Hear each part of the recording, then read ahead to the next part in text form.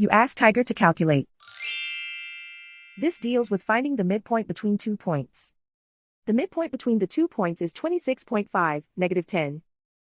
Let's solve it step by step. Plot the 2 points and calculate the midpoint using the formula. The coordinates of point 1 are, x1 equals -32, y1 equals 54. The coordinates of point 2 are, x2 equals 85, y2 equals -74. PM represents the midpoint of the 2 points.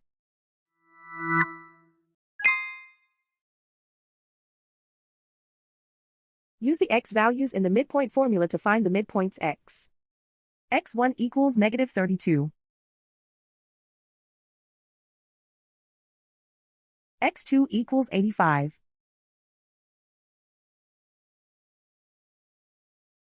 Simplify the arithmetic.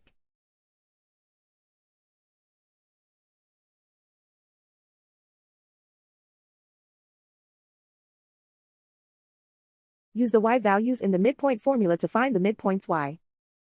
y1 equals 54.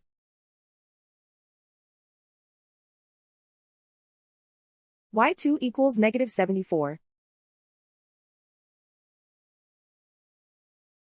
Simplify the arithmetic.